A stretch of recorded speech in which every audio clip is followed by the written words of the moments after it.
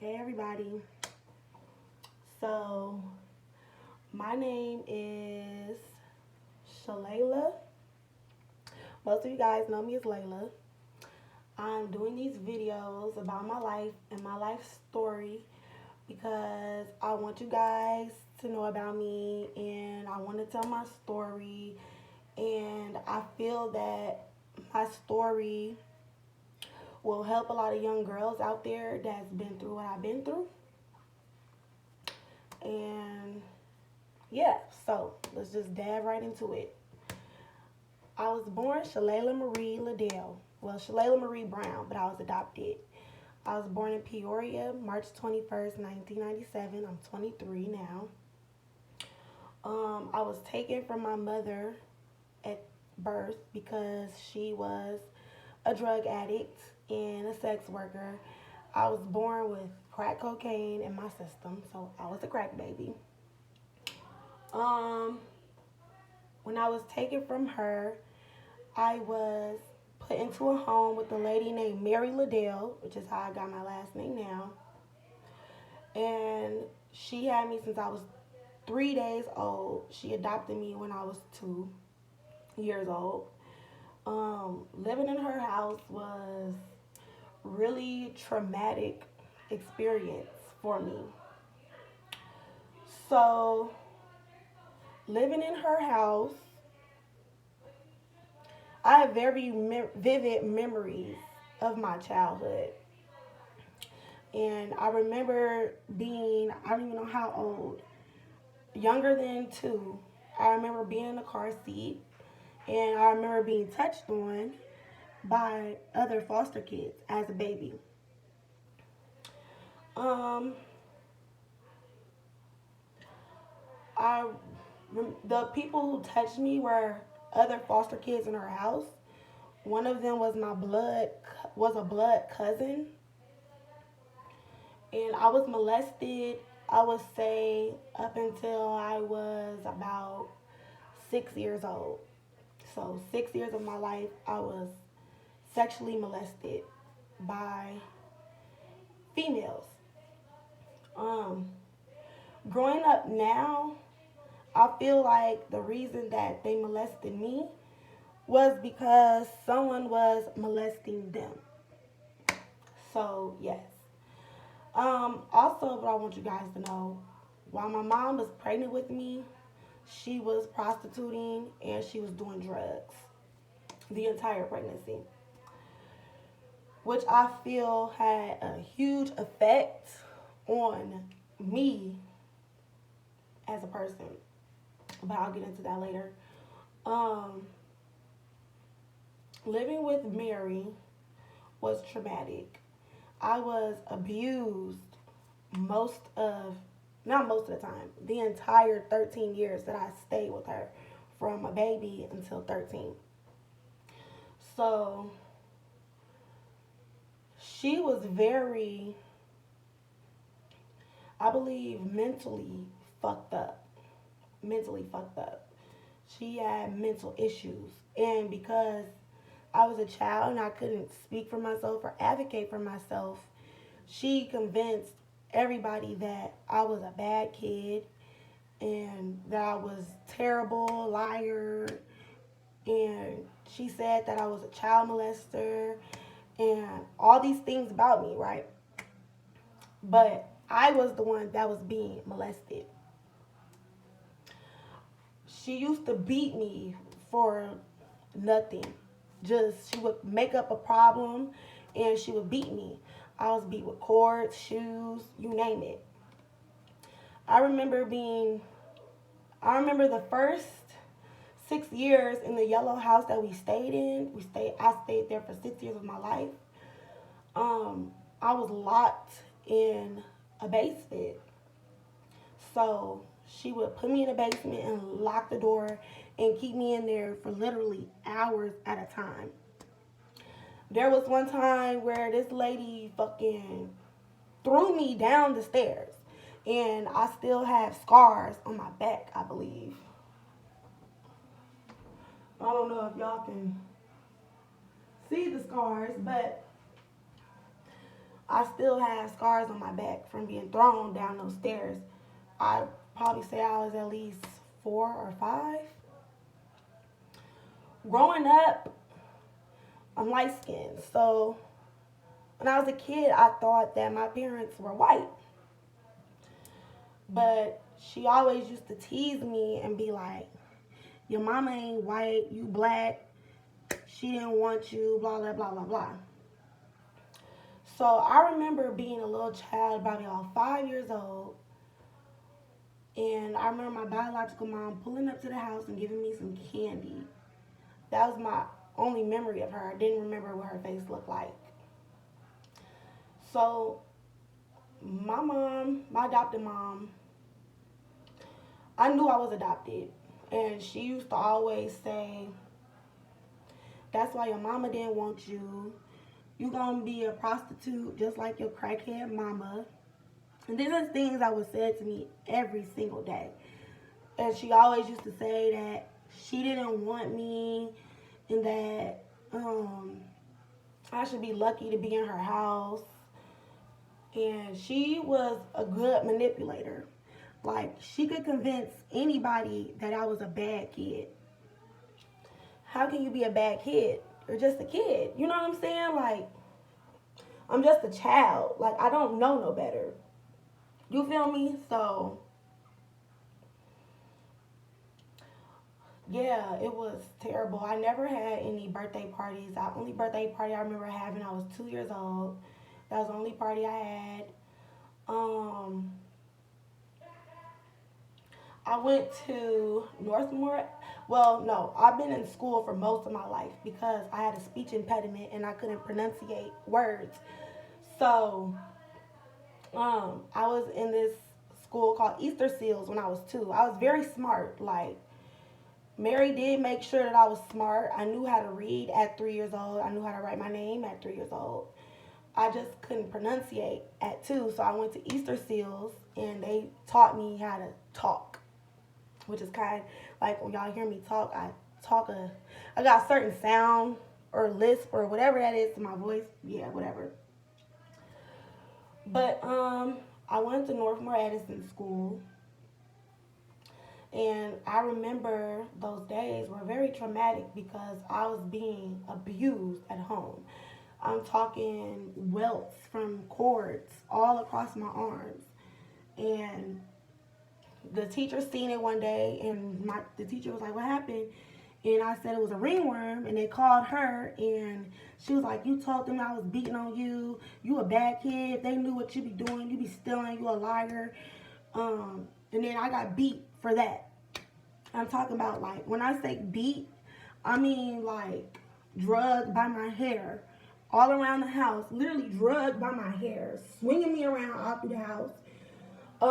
She used to do this thing where she used to put her foot literally on my neck. Like, she used to lay me on the floor and put her foot on my neck and press down on it.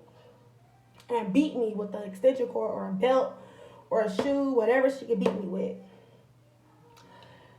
So, I was also being molested at the same time by other foster kids and my cousin. And I said something finally about it. And she ignored it. And she used to always say, then she stopped having foster kids after that. And she also used to be like, I want another foster child. You the reason why I can't have foster kids is you lying, saying they touching you, woo, woo, woo. But they were touching me. And so we moved from the yellow house because there was a day it was raining real bad, and the rain was dripping in my room onto the light bulb and causing a spark. So she called the fire department. The fire department said the house was inhabitable for us to live in. So, they said the roof was gonna eventually cave in my room. So we moved. Actually we didn't move. They let us spend the night at a hotel. They paid for it. We came back to the house during the daytime. So the next day that we came back to the house, there was like there's like a bookcase that was built into my bed because my bed was built into the wall. So, and then there was like a bookshelf thing that was connected to the ceiling above it.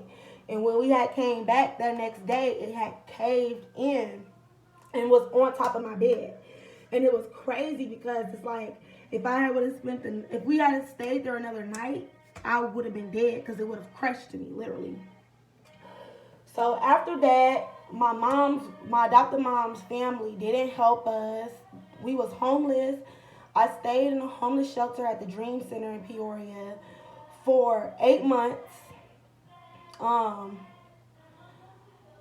those 8 months, whenever she wanted to beat me, she would take me to the yellow house and beat me there because she didn't want nobody else to know that she was beating me. So 8 months we stayed there in a homeless shelter until we got till she ended up getting an apartment in the River West. Apartments was uh, it used to be a project called the Warner Homes, but they remodeled it and turned to the River West. So we moved there. I was about 7. Now, backtrack. When I was about 5, they diagnosed me with ADHD. And that was because I was a crack baby. So I was very hyper, but I was very, very smart. I always got good grades up until the 4th grade. And because of the reason why I started getting bad grades in the 4th grade, I got my first F, is because I was being bullied by other kids in the school. And I was also bad. And, I don't know why I was bad. I was just a kid. I got in trouble at school for talking, laughing. Goofball, I'm always cracking jokes. That's always been me. So when we moved to the River West, was the worst. It's like the abuse got worse and worse and worse and worse.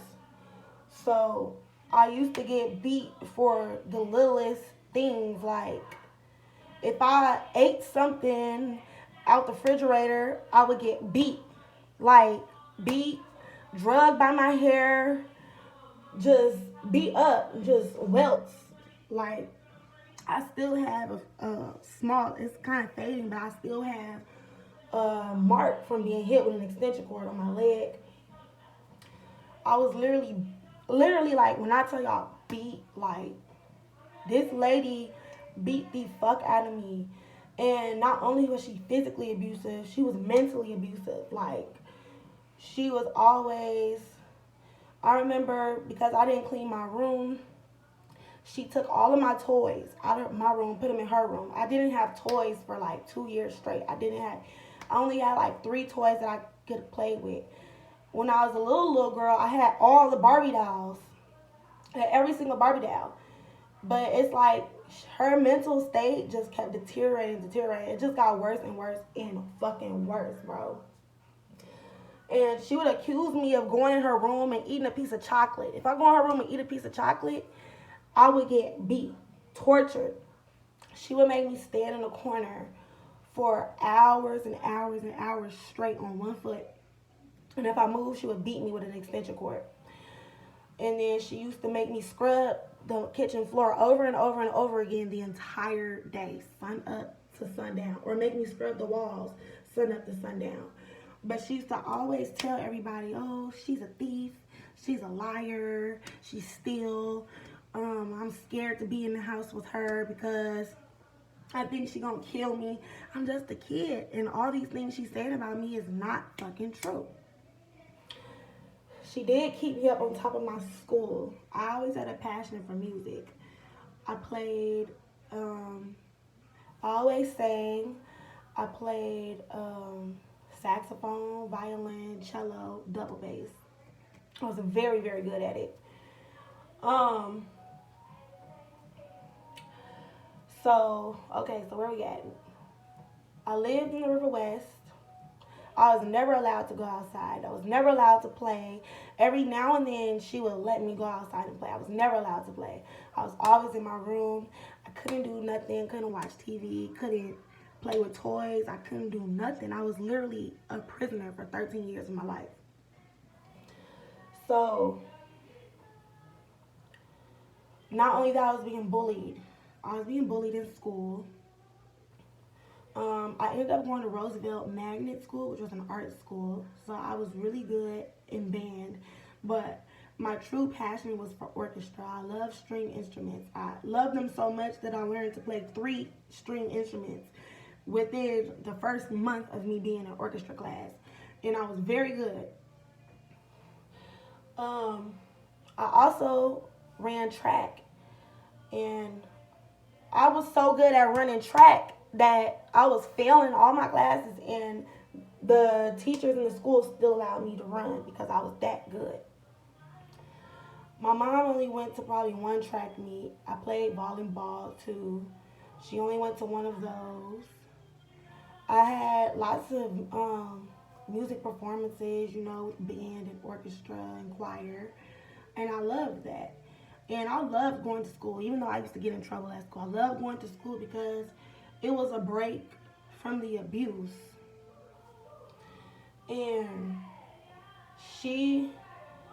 when I say the beatings didn't used to be 1 or 2, 3 licks, it used to be her beating me for 30 minutes straight with an extension cord, just beating me, beating me, beating me.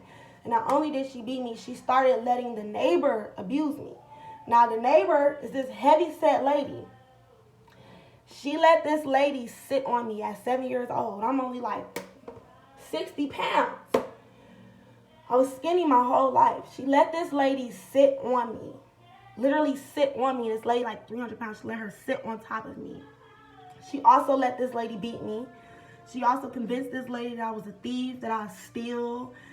And it's like, how can you beat your child's ass for eating food? And then most of the time, that the shit that she was accusing me of doing, I never even did. I didn't even do it. I remember getting beat because there was a boy I had a crush on, and I got in trouble on the bus because I kissed him on his hand. And my mom she didn't believe that's what happened. She's like, what did you say to him? What did you say to him? I didn't say nothing to him. So she took me to my grandma's house, which is her best friend named Mabel. I still love Mabel to this day. Mabel Ross was her best friend, who I call grandma. She took me over there and she beat my ass for an hour straight until I had to make up a lie. She used to beat me so much that I had to lie and said that I did it, even though I didn't. I'm literally getting my ass beat for eating a strawberry. And I didn't even eat the strawberries. She had the strawberries in the refrigerator for so long that they shriveled up because they was getting old. But she's like, you ate my strawberries because they was full. Talking about beat the living shit out of me. I've been hit in the head with pans, been thrown downstairs, choked by her foot on the neck like I told y'all. And it was really horrific for me. I wrote my first suicide letter at 9 years old. I said I wanted to kill myself. I wanted to die. I'm tired of everybody bullying me. I'm tired of this lady beating me and I ain't even do nothing. Say that if she even thought, if something was in her room was misplaced, she'd come beat my ass. Like, I'll be asleep and she'll just go in her room and say I was in her room, even though I wasn't in her room, saying you was messing in my perfume or you was doing this, doing that. And she'll come beat me with an extension cord out my sleep.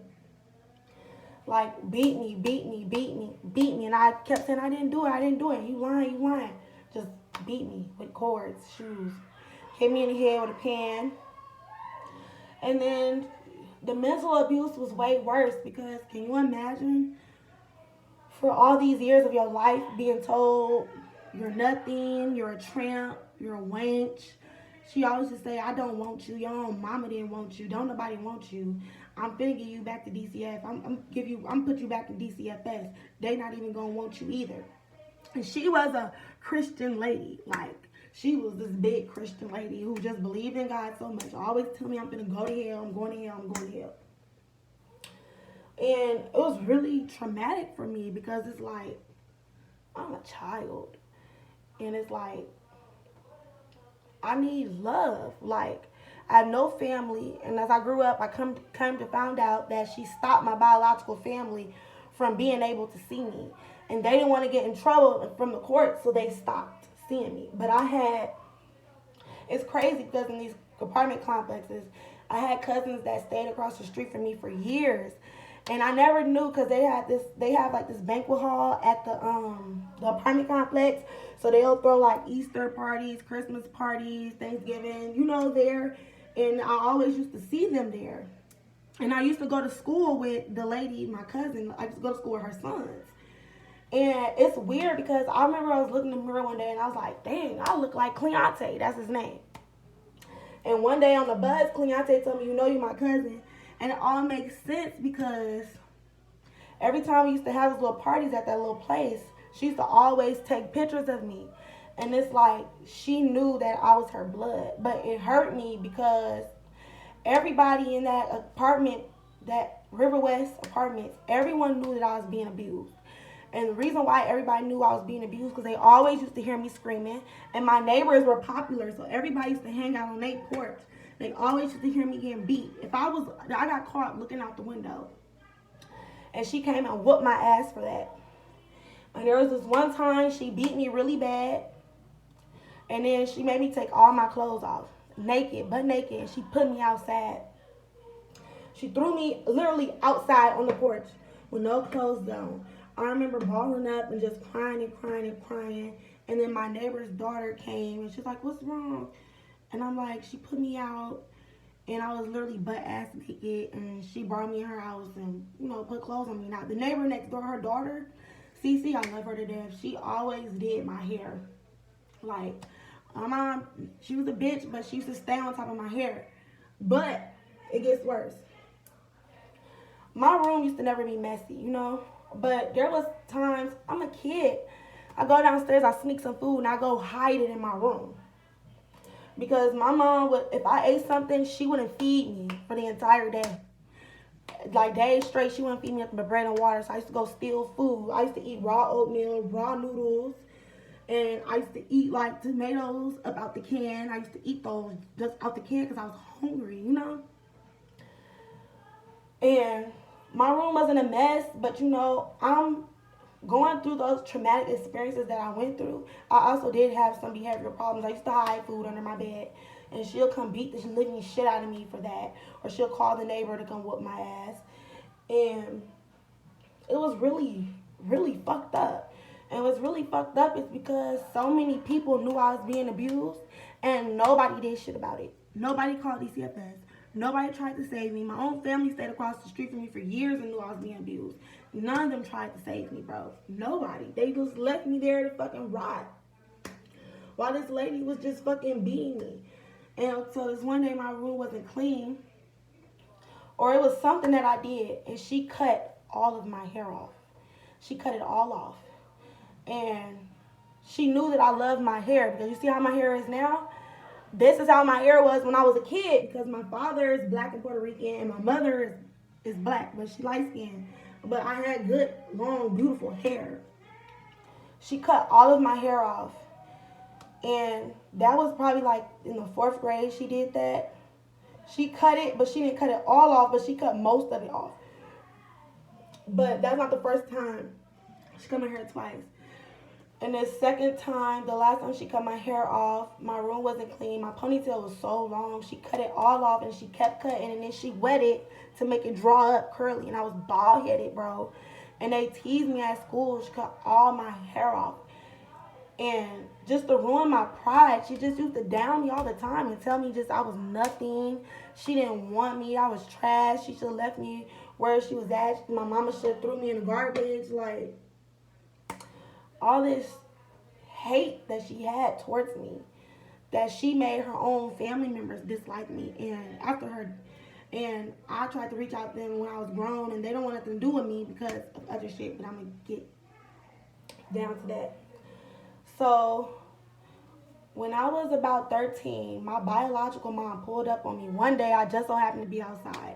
My biological mom pulled up. She's like, you know who I am? I'm like, no. She's like, I'm your mom. So I get to crying and shit because I'm like, yes, finally, like, you came for me. You came to save me, bro. You came to save me. And she was still on drugs. And she took my best friends that lived behind me. Their mom took me to her AA meetings to see her. But they didn't tell my adopted mom.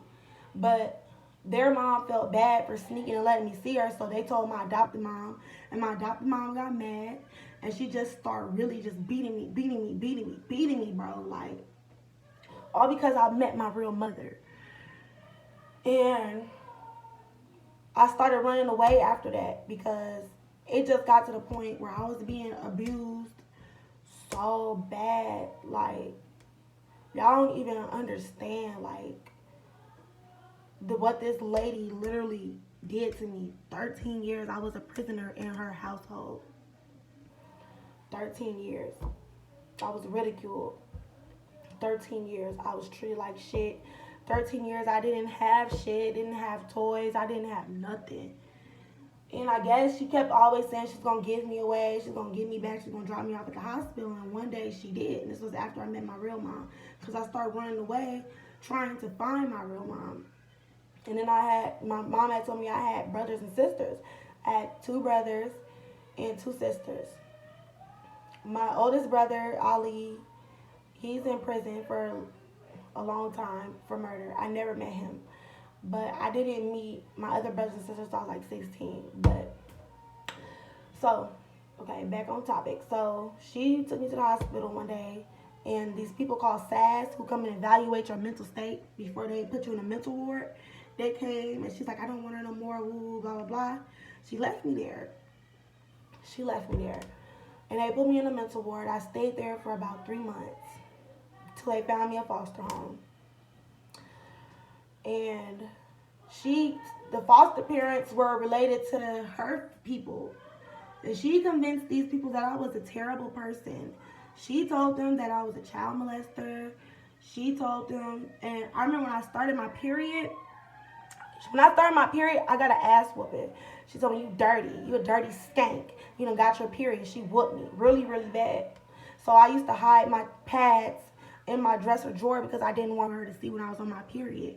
And she'd find them and get mad and beat my ass really bad. But when I moved to my foster home, I had a lot of issues within myself as a child. She told these people all these things about me, and they took it and ran with it. And you know, I'm young. I never speak up for myself. I never spoke up for myself. So I never said, no, I didn't. That I was molested. How are you going to call me the molester? But I was molested. So she made up all these lies about me and told it to them, and they believed her. And because they believed her, they treated me like fucking shit. Her name is Stacy. That was my foster mom. She had a daughter named Amaya, who was a year younger than me. And she had a foster daughter named Leah, who was a year older than me. And she had a little girl who was her foster kid. Her real daughter named Amaya. Leah was a foster kid. And then she had another little girl who was her foster kid, who she eventually adopted, named Samaya, who was probably about 4 at the time. And these people literally, there was a day where, because my room was down in the basement. So if Samaya came downstairs, they'd be like, why you down there with her? Woo, woo. And then in my face, it was like, they were like, did Layla ever touch you? Did she ever touch you? Did she touch you here? Did she touch you there? And it was just like, y'all are embarrassing as fuck. Like, y'all making me out to be a fucking child molester. And y'all not knowing that I was molested for 6 years of my life. I was molested. I'm talking like, they was putting toys inside my vagina. They was making me do things with them. They told me if I didn't do it, they was going to tell my mom that I did something bad so she could whoop me. And if I said I didn't do it, they'll go tell her, oh, Layla did this, and then she'll beat my ass really bad. She'll whoop me. Or she used to, at that time we were in a yellow house, so she'll lock me in the basement for hours. And I'm talking about sun up, sun down. Not an hour or 2 hours. She used to lock me in her basement and didn't feed me while I was down there with rats and water bugs. And so, living in Stacy's house, I thought it was going to be better.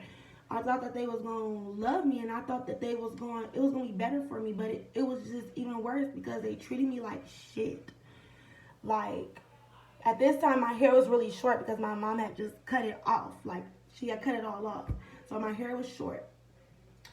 And the lady, I have naturally curly hair, good hair. This lady used to put texturizers in my hair.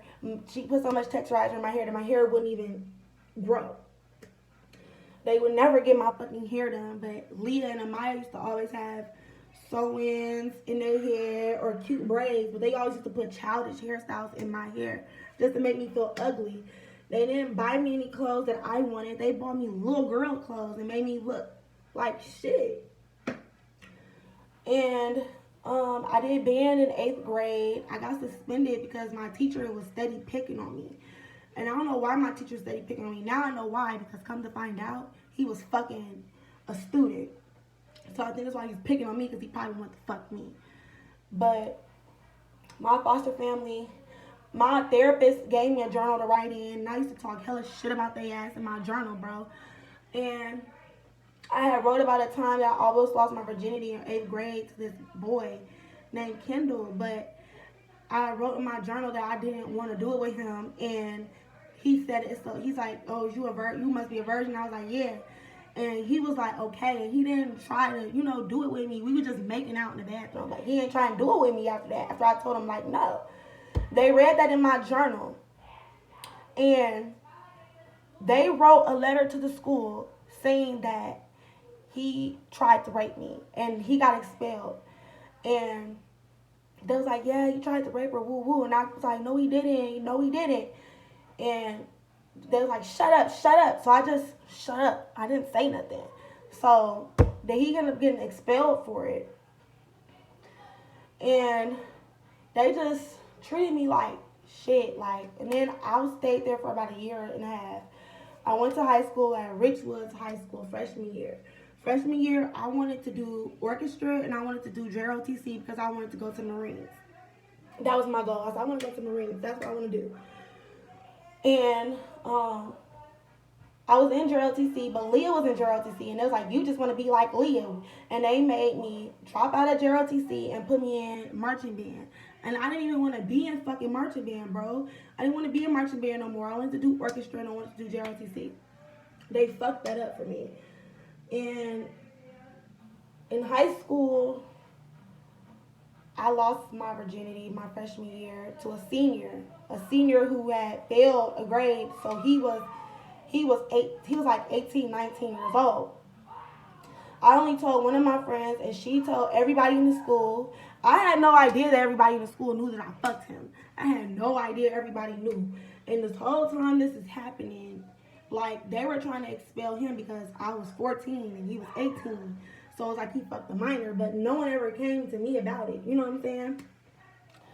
They read it in my journal, and I remember her daughter slapping me in the face because I wrote in my journal that Stacy fucking her boyfriend who's a pastor, and they act like they so godly and this, that, and the third. But I was talking hella shit about their ass in my journal, because it's my journal. It's where I've been. I was talking hella shit about their ass, bro. And they read my journal, invaded my privacy not once but twice. And they used to, and because of my sexual abuse and there being a man in the house sometimes, and them always accusing me of trying to sneak around the house in the middle of the night, I was scared to even go upstairs to use the bathroom. So there was like this little cubby area in my room, and I used to use the bathroom over there, and they found it, and they just went in on me and all this other shit. But I didn't know why I was doing it, but growing up and talking to a therapist, the reason why I was doing it was because the sexual abuse that I went through as a child. And I never had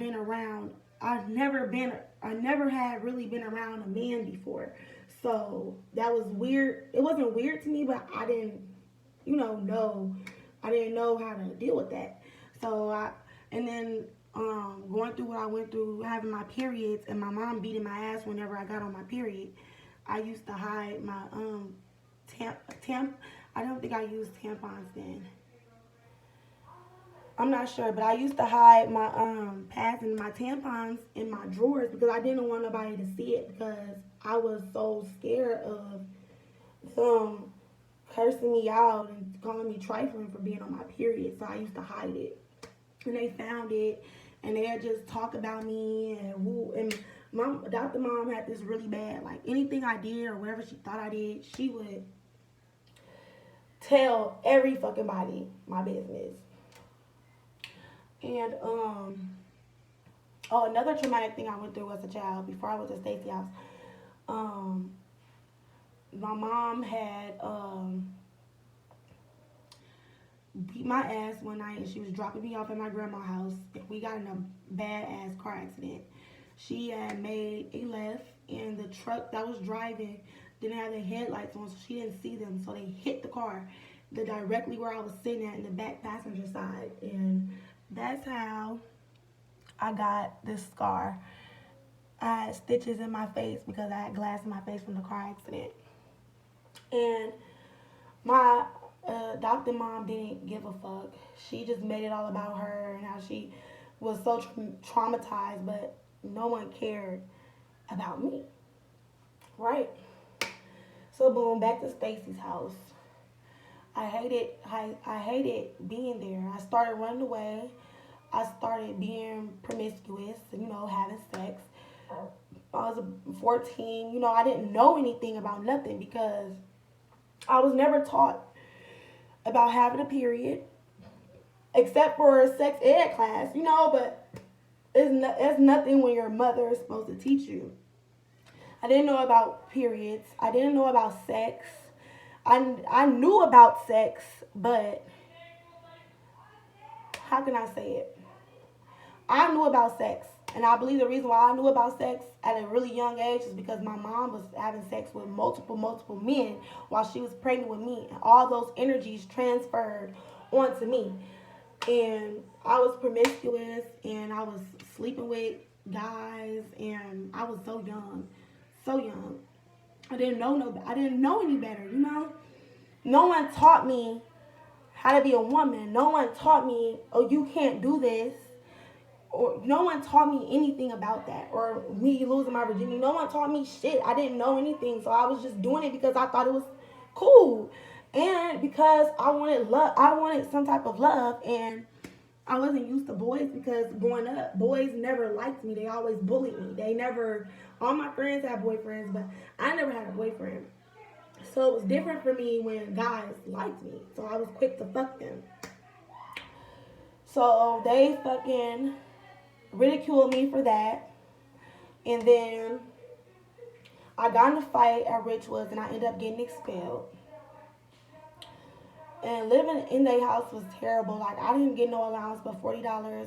They didn't let me buy any cute clothes or nothing. They dressed me up bogus so I would look so ugly. Like, so ugly. I really struggled so much with my self-esteem because my hair was gone as well. So I was bald headed. So I really struggled a lot with my self-esteem, and then coming from a household telling me that I was nothing, that I would never be shit, that I was ugly, trifling, and that nobody wants me. I think that's what led me to running the streets at a young age. And when they expelled me from Richwoods, I went to Central High School, which I was super excited about because that was a school I wanted to go to anyway, because I wanted to run track. And my track coach had moved from Roosevelt Magnet School to Central High School, and they were so thirsty when I came. Like, yes, you finna run track.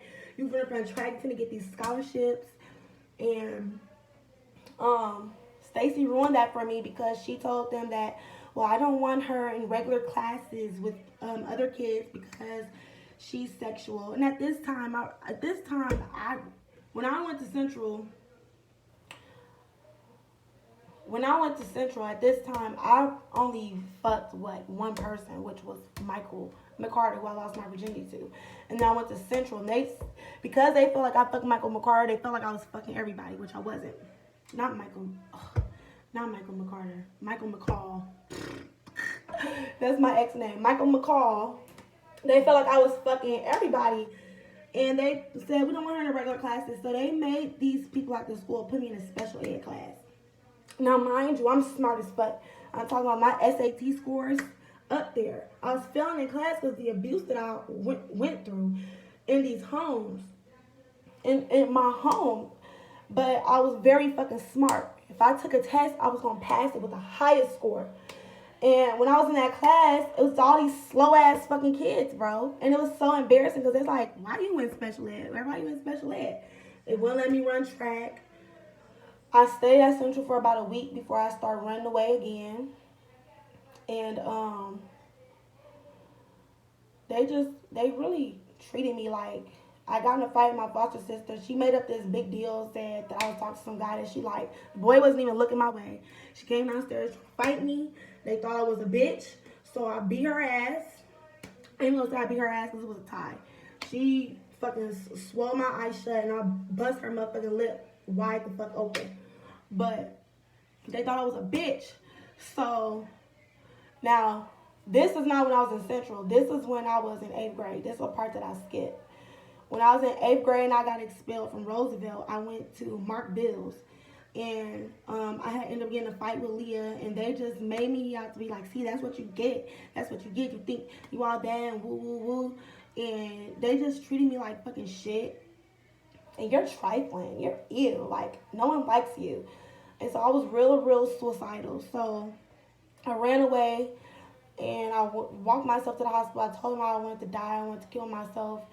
And they put me in there for 30 days. I didn't even want to leave because I was so peaceful there. I didn't even want to leave, bro. And this is when they started making me take antidepressants. I was taking Zoloft because I was really depressed. So I ended up going back to Mark Bill's middle school, which I graduated from barely. I had C's and I had C's and B's. I had 1A in history class because my teacher was the sweetest. And I remember my foster mom telling me, you barely even passed anyway. They didn't even let me go to homecoming. They didn't let me go to prom. 8th grade, I went to graduation, but I didn't get to go to the 8th grade graduation dinner. And they made me wear this ugly outfit. And my adopted mom was supposed to come, but at this time, she was getting real sick to where her whole bed had to be moved downstairs in her apartment because she was getting ill. I remember my first caseworker was a guy named Derek. I never really liked him. And the reason why I never really liked him, I don't know. But when I got grown, he tried to get me to come to his house. He was on some trying to have sex with me shit. And it was like, I knew it was the reason that I didn't like you because you were sexualizing me as a child. I remember being sexualized as men as a child. 13 years old. I was being sexualized by him. But anyway, when I didn't get expelled from Central. They moved me to a different foster home because I kept running away. And they wouldn't get my hair done, so I ended up cutting my hair into mohawk. And they talked shit about me then. And I remember I had finally got contact with my little sister.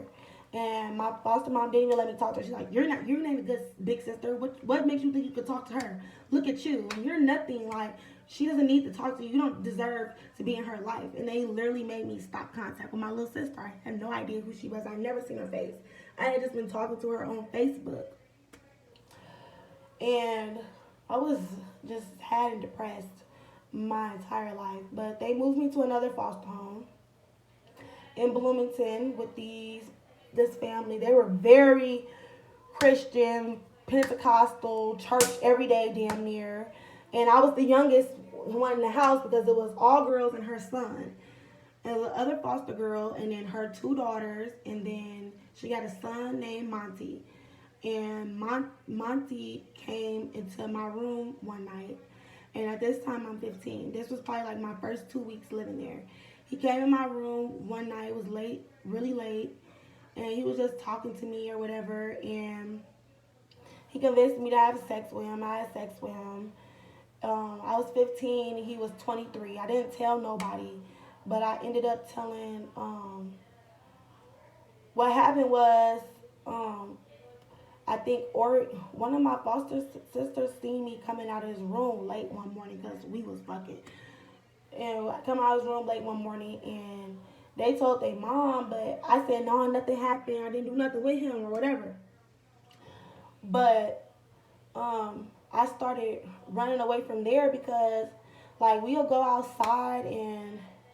Like, that foster mom was nice, but the foster people, my foster sisters were mean, and they used to just pick on me, and we went to the park and they were trying to get me to fight people, and they was calling me lame and all this stuff, and it was just like, damn, like. And also, I still had a problem with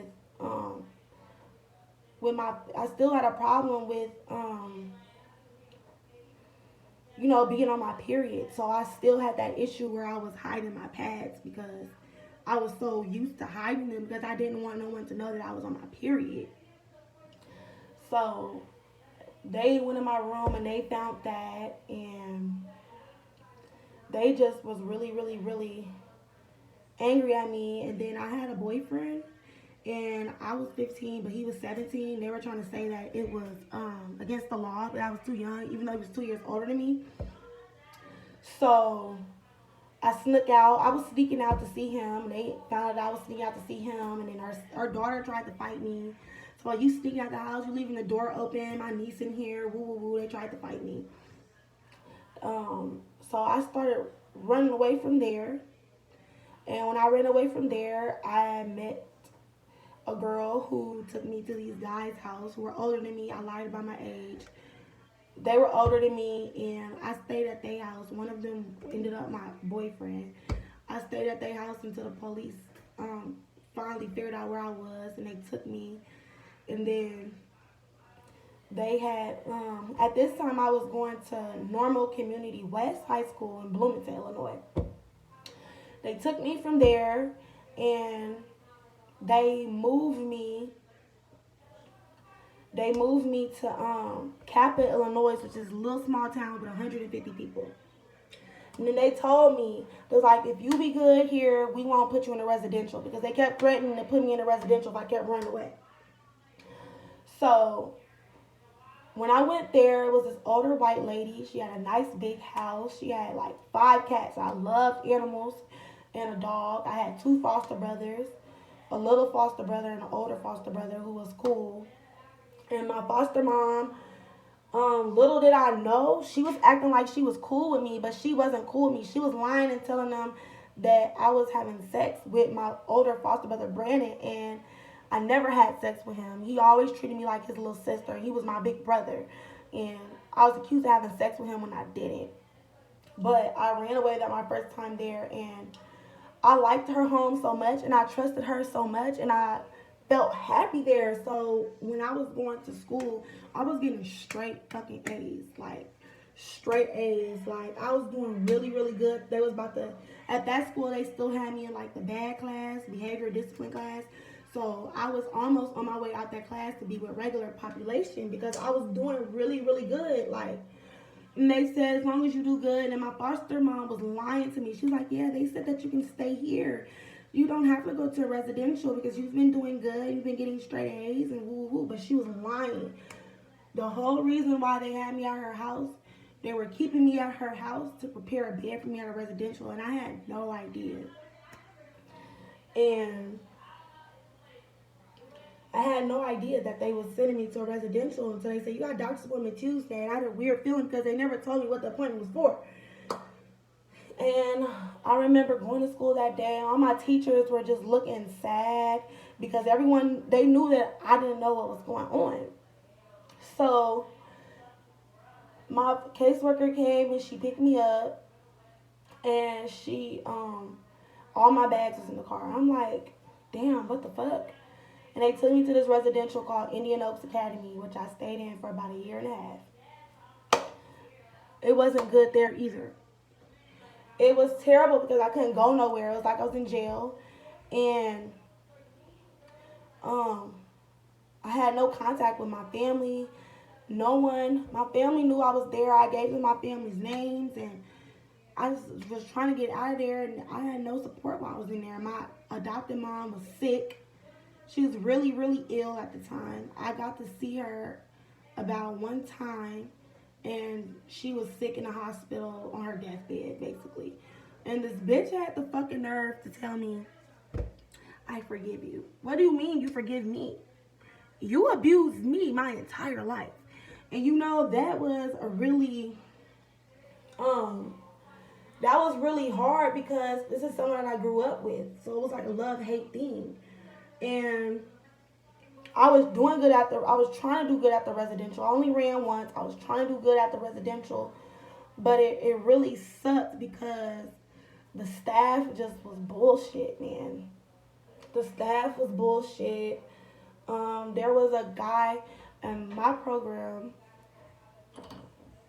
was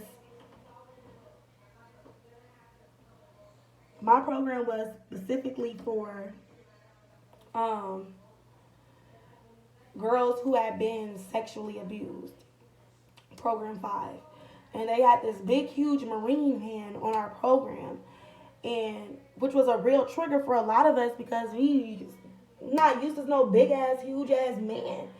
And they used to restrain us like I'm talking about like restrain us really bad and fucking put us in restraints and lock us in timeout rooms and just lock us in there for a long, long time. And then sometimes they would put us on this thing called IR, intensive refocusing, where we would sit in these chairs all day from sun up to sundown. If you moved, they put you in a restraint. Like I'm talking about slam you and put you in a restraint. There's this one girl, Emma, the dude, Scott, kicked her and she was trying to get out the timeout room. Like she was like fighting back. And he kicked her in her head and her head hit the corner like of the wall like this. But it's solid, hard concrete. They kicked her in the head and her head bust open. They didn't even take her to the hospital. She got a concussion the whole time and no one knew. So while I was there, I did get to visit my adopted mom, like I said, and she ended up. I was supposed to have a visit with her, and there was this one staff named Anthony who was so. He just always wanted to pick on me, and there was this one time he kept saying, "If y'all keep talking, I'm gonna put you on consequences. You got a 24-hour consequence, 48, 72, where you take your privileges are gone, basically." He put me on consequence. Because he put me on consequence, I missed my visit, and I was supposed to see my mom, my adopted mom, on the February 13th. You know, she was sick, and you know, I felt bad, you know, because this is still my mom. You know, I grew up with her as bad as she treated me. They canceled my visit. They didn't take me to see her, and she ended up dying 3 days later. She died, and her family took all her belongings, or I don't know what happened. They took all her belongings, my baby book. They threw all that shit away. I don't know what happened to her ashes. They never told me what happened to her ashes. They didn't even have a funeral. I didn't even get to see her body. I didn't even get to say goodbye because her birthday had just passed January 30th. And I remember her saying, "I got a birthday cake, and I don't want to cut my cake until you come to see me, and I'm going to cut my cake." And I was excited to see her, you know, because she was nicer because she was really sick. But she ended up dying, and it was fucked up.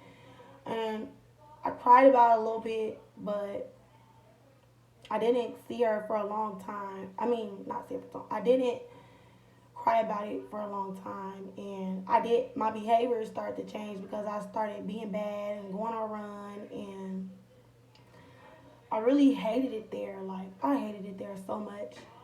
I just wanted to be a kid. I just wanted to have love, and I didn't get to have that. Um, some of the girls that were in, most of the girls that were on my program, I'm still friends with to this day. And I ended up running from there with a girl named Shannon and Shakira. So Shannon, Shakira, and Shalala, they call us the Three Shades. We went on a run to Kai Granny crib. It was my first time encountering bed bugs, y'all. And we stayed on run, and my sister Shannon, while she was on run, she went through some things. She was raped by some people. I went through some things. I was drugged, and I was I was young and dumb. I went and hung out with this dude. I was drinking with him. They drugged me. They gang raped me. They they gang raped me. They recorded it, and yeah, that happened to me while I was on run there. Um, I had a guy. I was only 15 at this time. There was a guy that I met that was basically trying to pimp me out. So I went through that. I was stuck, and I ended up getting caught by the police, and they ended up sending me to a place called Aunt Martha's, which I ran from there back to Chicago. And then I went back to Peoria for a while. I met my sisters and brothers for the first time. And then I I lived out west in Chicago, and I had a boyfriend. that this time, I stayed on run for a while. So at this time, I'm 17. So I had a boyfriend, and he was really mean to me. Like, he was like my mom, just scolding me, putting me down, telling me I wasn't shit, calling me a hoe, calling me a prostitute, saying all these things about me. He just put me down. He was cheating on me. He had a girl that he used to have over while I stayed in his mom's basement. He had a girl he used to have over I didn't even know about.